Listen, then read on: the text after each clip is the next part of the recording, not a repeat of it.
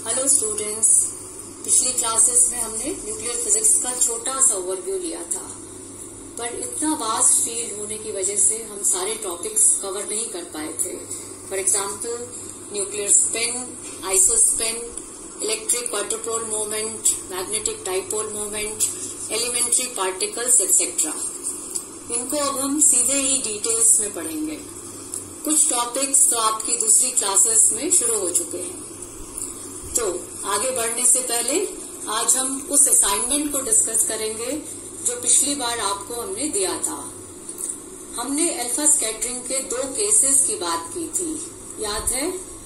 एक में target electron था और दूसरे में कोल्ड न्यूक्लियस। हमें कैलकुलेट करना था कि इंसिडेंट अल्फा पार्टिकल दोनों केसेस में टारगेट पार्टिकल को कितना कितना मोमेंटम ट्रांसफर करता है। The scattering phenomenon and all the notations are shown here. So, final result निकालने के लिए हम कौन सी इक्वेशंस को यूज करेंगे? आप सबको मालूम है लिनियर मोमेंटम हमेशा कंजर्व रहता है। नोटेशंस आपको समझ में आ गए होंगे। So this is the equation for conservation of linear momentum. Elastic collision माना है हमने, सो कंजर्वेशन ऑफ काइनेटिक एनर्जी हमें यूज करना पड़ेगा। ये इक्वेशन काइनेटिक एनर्जी कंजर्वेशन की है और इन दोनों इक्वेशंस को जब हम सॉल्व करते हैं, जिनको आप स्कूल में और पार्ट 1 क्लास में पढ़ चुके हो, सो सॉल्विंग दीज इक्वेशंस जो फाइनल रिजल्ट हमने यहाँ निकाला है वो है आपके टारगेट पार्टिकल की फाइनल वेलोसिटी वीटी, जिसको आप पुराने नोटेशंस में V2 लिखते थे शायद। तो इसके लिए ये रिजल्ट हमको प्राप्त होता है। Now since initial velocity of target के लिए कुछ नहीं दे रखा है, तो कन्वीनियंस के लिए हमने उसको इनिशियल वेलोसिटी टारगेट की उसको 0 मान लिया। तो जब इसको हम 0 मानते हैं तो VT की वैल्यू के लिए हमको ये एक्सप्रेशन मिलता है। Now what next? क्या कैलकुलेट करना है हमें कैलकुलेट करना है स्कैटरिंग में अल्फा पार्टिकल अपने मोमेंटम का कितना फ्रैक्शन टारगेट को दे देता है, अर्थात किसकी वैल्यू? क्योंकि इनिशियल लिनियर मोमेंटम टारगेट का 0 था, तो जो उसको लिनियर मोमेंटम अल्फा पार्टिकल देगा वही उसका स्कैटरिंग के बाद फाइनल लिनियर मोमेंटम होगा। सो हमको रेशियो निकालना है टारगेट का फाइनल लिनियर मोमेंटम और अल्फा पार्टिकल का जब इंसिडेंट हो रहा था तब उसका इनिशियल लिनियर मोमेंटम, इनका ratio, that means the value of mt vt divided by m alpha u alpha. Now using this equation इसकी वैल्यू हमको इस फॉर्मूले से प्राप्त होती है। अब हम 2 अलग अलग केसेस की बात कर सकते हैं। फर्स्ट केस में अगर टारगेट इलेक्ट्रॉन है तो हमको मालूम है इनके मासेस का अगर हम वैल्यूज पुट करें, इलेक्ट्रॉन टारगेट और अल्फा पार्टिकल का रेशियो, तो ये लगभग 10⁻⁻⁴ एक बहुत छोटा नंबर हमको मिलता है। And therefore mt can be neglected as compare to m alpha. इससे हमको जो फाइनल रिजल्ट मिलता है इसके लिए, उसमें अगर हम इसको नेग्लेक्ट कर देते हैं इसके मुकाबले, then we get a value 2mt/m alpha. 2 factor is there. इसका मतलब ये हुआ कि इसकी हाईएस्ट वैल्यू जो हमको मिल सकती है वो इससे ज्यादा बड़ी नहीं हो सकती। So this ratio is either less than और equal to this. Number put करने पर ये संख्या हमको मिलती है 2 × 10⁻⁴, which is a very very small number. क्या मतलब हुआ इसका? इसका मतलब ये हुआ कि इंसिडेंट अल्फा पार्टिकल के मोमेंटम के रिलेटिव अगर हम टारगेट इलेक्ट्रॉन को मिलने वाला लिनियर मोमेंटम कैलकुलेट करें तो उसकी वैल्यू नेग्लिजिबल आती है, बहुत कम मिलती है। अर्थात इंसिडेंट अल्फा पार्टिकल से टारगेट इलेक्ट्रॉन नेग्लिजिबल मोमेंटम लेकर जाता है। तो अल्फा पार्टिकल के पास मोमेंटम स्कैटरिंग के बाद कितना बचेगा? लगभग वही जितने से वो इंसिडेंट हुआ था। सो रिजल्ट क्या मिलेगा? अल्फा पार्टिकल अपने इनिशियल मोमेंटम की तरह उतना ही लगभग फाइनल मोमेंटम लेता हुआ ओरिजिनल पाथ से बहुत कम डिविएट होगा, लगभग अपने पुराने पाथ पर ही चलता जाएगा।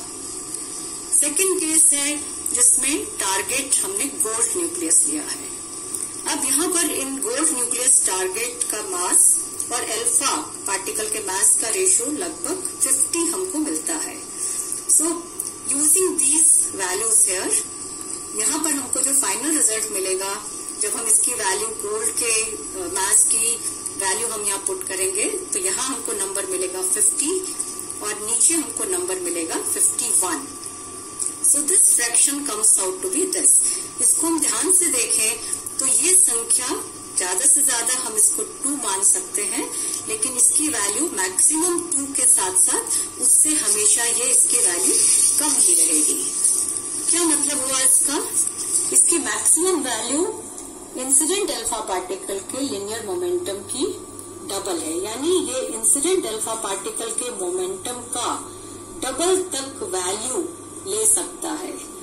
ये लिनियर मोमेंटम इतनी वैल्यू इसको कहाँ से मिली? ऑब्वियसली इंसिडेंट अल्फा पार्टिकल जो मोमेंटम से आ रहा था उसमें से उसने 2 pi अल्फा छीन लिया उससे। सो टारगेट के मोमेंटम में इतना चेंज हुआ तो उतना ही चेंज अल्फा पार्टिकल के मोमेंटम में भी होना चाहिए after scattering with the minus sign, क्योंकि टारगेट को इतना मोमेंटम मिला तो अल्फा पार्टिकल से इतना मोमेंटम कम हुआ। सो वैल्यू यहाँ पर रखने पर हमको जो रिजल्ट मिल रहा है, change in the momentum of alpha particle comes out to be equal to minus अपने उसके खुद के लिनियर मोमेंटम का डबल वैल्यू। इससे अगर हम अल्फा पार्टिकल की फाइनल मोमेंटम निकालें तो ये इनिशियल अल्फा पार्टिकल के मोमेंटम के ही बराबर, लेकिन साइन ऑपोजिट होने से डायरेक्शन उल्टी बता रहा है। What do we conclude? इसका मतलब ये हुआ कि अल्फा पार्टिकल पहले जिस दिशा में जा रहा था, जब वो स्कैटरिंग के बाद वापस आएगा तो वो अपनी पुरानी दिशा में ऑलमोस्ट सेम लिनियर मोमेंटम लेकर, लेकिन अपना पुरानी दिशा से उल्टी तरफ वापस इनिशियल अल्फा सोर्स की तरफ जाएगा। इसी को तो हमने बैक स्कैटरिंग कहा था। सो इसका मतलब क्या हुआ? इसका मतलब ये हुआ, हम यहाँ पर इस असाइनमेंट से क्या जानना चाह रहे थे, ये असाइनमेंट किस उद्देश्य से मैंने आपको दिया था, ये कंफर्म करने के लिए, ये प्रूव करने के लिए कि जब भी अल्फा पार्टिकल किसी एटम पर गिरता है तो उसके ऑर्बिटल इलेक्ट्रॉन का बैक स्कैटरिंग में कोई भी रोल नहीं होता है, जैसा हमने अभी प्रूव किया। और ऑलमोस्ट सारा रोल बैक स्कैटरिंग में न्यूक्लियस का ही होता है। और उसकी वजह क्या है? उसकी वजह एक तो न्यूक्लियस में सारा का सारा पॉजिटिव चार्ज कॉन्सेंट्रेटेड, इसका मतलब ये हुआ कि बहुत स्ट्रॉन्ग रिपल्सिव फोर्स लग रहा है, लेकिन उसके साथ साथ इंसिडेंट और टारगेट पार्टिकल के टोटल मासेस का भी रोल है। ठीक है, अगर कोई भी आप लोगों की क्वेरीज हो, you can post in the comment box. So आगे चलते हैं। अब हम रदरफोर्ड एक्सपेरिमेंट को थोड़ा सा और डिटेल में डिस्कस करेंगे। वैसे तो हम इसका काफी डिटेल्स ऑलरेडी डिस्कस कर चुके हैं, लेकिन कुछ इम्पोर्टेंट पॉइंट्स जो उसमें रह गए थे हम आज फिर डिस्कस करेंगे। बैक स्कैटरिंग के आधार पे रदरफोर्ड ने जो प्लेनेटरी मॉडल अपना बनाया था, हम उसकी आज बात करेंगे डिटेल्स में। उसमें क्या क्या उसने अस्यूम किया था, क्या क्या माना था। फर्स्ट असम्पशन वाज एटम का सारा पॉजिटिव चार्ज उसके सेंटर पर एक छोटे स्फेरिकल वॉल्यूम में कॉन्सेंट्रेटेड है, जिसकी बात हम पहले कर चुके हैं। नेगेटिव चार्ज इसके चारों ओर एटॉमिक रेडियस के साइज के स्फीयर में डिस्ट्रीब्यूटेड है। Secondly, almost whole of the mass of the atom is confined to the nucleus. ये सब हमारी मान्यताएं हैं, रदरफोर्ड ने जो माना था। तीसरा, Nucleus and alpha particles both act as point charges and the scattering is caused by the Coulombian repulsive force only. Orbital electrons के इफेक्ट को हमने नेग्लेक्ट कर दिया है। यहाँ इस फिगर में हमने इस फिनोमेनन को दिखाया है। आप देखिए एक बहुत इंपॉर्टेंट पैरामीटर यहाँ है B, जिसको हम कहते हैं इम्पैक्ट पैरामीटर, संगत प्राचल। अगर स्कैटर न्यूक्लियस अल्फा पार्टिकल को स्कैटर नहीं करता तो अल्फा पार्टिकल अपने पाथ पर स्ट्रेट जाता और तब वो न्यूक्लियस के जितना पास से गुजरता, that distance is denoted by impact parameter B। ये समझ में आ गया? किसी इंसिडेंट पार्टिकल के लिए ये B जितना कम होगा, यानी अल्फा पार्टिकल जितना पास से गुजरेगा उस पर स्कैटरर न्यूक्लियस का इफेक्ट उतना ही ज्यादा होगा and it will be scattered by a larger angle as this figure is depicting. जो अल्फा पार्टिकल दूर से जा रहा है उसके लिए एंगल ऑफ स्कैटरिंग कम है, जो नजदीक से गुजर रहा है उसके लिए एंगल ऑफ स्कैटरिंग ज्यादा है। अब एक्सपेरिमेंटल रिजल्ट्स को थ्योरेटिकल वैल्यूज से मैच करने के लिए कुछ कैलकुलेशंस की गई। मेन कैलकुलेशन सबसे पहले जो हमने शुरू की थी वो थी इम्पैक्ट पैरामीटर के ऊपर एंगल ऑफ स्कैटरिंग का डिपेंडेंस। इसको निकालने के लिए हम mainly conservation of angular momentum and conservation of kinetic energy, ये दो इक्वेशंस लिखते हैं। ये कैलकुलेशन और सारा एनालिसिस हम पार्ट 1 क्लास में कर चुके हैं। जब हम उन इक्वेशंस को सॉल्व करते हैं तो हमको इम्पैक्ट पैरामीटर और दूसरे वेरियस पैरामीटर में ये इक्वेशन हमको प्राप्त होती है। इस इक्वेशन से सब तरह के डिपेंडेंस हमको दिखाई दे रहे हैं। नोटेशन हमने यहाँ लिखे हुए हैं। Z अल्फा ई अल्फा पार्टिकल का चार्ज है, ZE स्कैटर न्यूक्लियस पर चार्ज है, E इंसिडेंट अल्फा पार्टिकल की काइनेटिक एनर्जी है and theta is angle of scattering. Dependence हमको यहाँ साफ दिखाई दे रही है। Angle of scattering theta cotangent theta by 2 impact parameter के डायरेक्ट प्रोपोर्शनल है। सो इम्पैक्ट पैरामीटर B जितना कम होगा थीटा की वैल्यू उतनी ही ज्यादा होगी।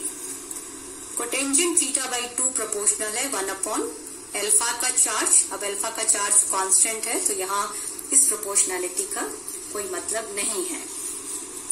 कोटेंजेंट थीटा बाई 2 स्कैटरर न्यूक्लियस के चार्ज के इनवर्सली प्रोपोर्शनल है। ये चार्ज जितना ज्यादा होगा इंसिडेंट अल्फा पार्टिकल पर इफेक्ट उतना ही ज्यादा होगा और इसलिए उसके लिए थीटा की वैल्यू उतनी ही ज्यादा होगी। ये डिपेंडेंस इंसिडेंट अल्फा पार्टिकल की काइनेटिक एनर्जी पर बता रहा है। जितनी काइनेटिक एनर्जी ज्यादा होगी थीटा का मान उसी के अकॉर्डिंग कम होता जाएगा। क्यों? इसको हम पहले डिस्कस कर चुके हैं। जितनी तेजी से अल्फा पार्टिकल न्यूक्लियस के ऊपर गिरेगा उसके ऊपर न्यूक्लियस का इफेक्ट बहुत थोड़ी देर के लिए रहेगा तो वो इफेक्ट कम हो जाएगा, इससे थीटा की वैल्यू कम रहेगी। ये आपका रदरफोर्ड स्कैटरिंग फॉर्मूला है जिसकी बात हम पहले डिटेल्स में इसको हम अच्छी तरह से डिस्कस कर चुके हैं। एक इम्पॉर्टेंट एस्पेक्ट अभी हम इसमें ऐड करेंगे। इंसिडेंट अल्फा पार्टिकल की काइनेटिक एनर्जी का number of scattered alpha particle पर इफेक्ट क्या होता है। इस फॉर्मूले से आप देखिए जो हम पहले डिस्कस कर चुके हैं, number is inversely proportional to the square of the kinetic energy of the incident alpha particle for a given value of angle of scattering. आपके सामने एक एक्सपेरिमेंटल रिजल्ट यहाँ दिखाया गया है जिसमें हमने number of scattered alpha particles एक पर्टिकुलर एंगल पर उसको इंसिडेंट अल्फा पार्टिकल की काइनेटिक एनर्जी के साथ प्लॉट किया है। दो कर्व्स आपको यहाँ दिख रहे हैं। सॉलिड लाइन, ये सॉलिड लाइन जो है ये एक्सपेरिमेंटल कर्व को बता रही है, और जो डैश्ड कर्व है ये थ्योरेटिकल कैलकुलेशन से हमको ये कर्व मिला है। कोई चीज आपको यहाँ इंटरेस्टिंग अजीब सी नजर आ रही है? यस, आप ध्यान से देखिए, दोनों कर्व्स यहाँ तक परफेक्टली मैच कर रहे हैं, लेकिन इंसिडेंट एनर्जी अप्रोक्सीमेटली 27 MeV और उसके आगे ये दोनों कर्व्स अलग हो गए हैं। तो यहाँ पर ऐसा क्या हुआ, ये डिस्कस करना बहुत इम्पोर्टेंट है। डैश लाइन जो हमने थ्योरेटिकल कर्व है, इसमें आपको याद हो तो हमने assumption क्या लिया था? We assume that here the interaction is purely Coulombian repulsive interaction. ये हमने माना था। तो यहाँ पर जब हमने ये माना, उससे थ्योरेटिकल कर्व हमको ये मिला, एंड यहाँ पर ये कर्व इससे डिविएट हो रहा है experimentally. So what could be the possibilities, क्या संभावना हो सकती है? इसका मतलब ये हुआ कि एट अराउंड 27 और above energies of the incident alpha particles क्या हो सकता है? या तो कोलम्बियन फोर्स काम करना बंद कर देता है, या in addition to Coulombian repulsive interaction कोई और नया फोर्स भी यहाँ पर पिक्चर में आ जाता है। कौन सा हो सकता है वो नया फोर्स? आप लोगों ने तो ऑलरेडी पढ़ा हुआ है, और आज तो हम अच्छी तरह जानते हैं कि वो फोर्स है न्यूक्लियर स्ट्रॉन्ग अट्रैक्टिव फोर्स। यहाँ पर हमको उसका इफेक्ट कोलम्बियन फोर्स के साथ मिला हुआ हमको नजर आ रहा है। ये वैल्यू क्या दिख रही है हमको? इस एनर्जी और इसके बाद एन थीटा की वैल्यू थ्योरेटिकल कर्व के मुकाबले ज्यादा फास्ट रेट से घटती हुई हमको नजर आ रही है। तो ये जो डेविएशन है ये कंफर्म करता है कि हायर एनर्जी पर कोलम्बियन रिपल्सिव इंटरेक्शन के साथ साथ स्ट्रॉन्ग न्यूक्लियर अट्रैक्टिव फोर्स भी पिक्चर में आ जाता है। और ऐसा इसका क्या मतलब है? ऑब्वियसली अल्फा पार्टिकल जितनी ज्यादा एनर्जी से न्यूक्लियस की तरफ जाता है वो उसके ज्यादा नजदीक पहुंच सकता है, and at that small distance some attractive forces might come into picture, which are your strong attractive nuclear forces. तो इस डिस्टेंस को, जो मिनिमम डिस्टेंस तक ये पहुंच सकता है, उस डिस्टेंस को कैलकुलेट करके हम न्यूक्लियस के साइज का भी अंदाजा लगा सकते हैं।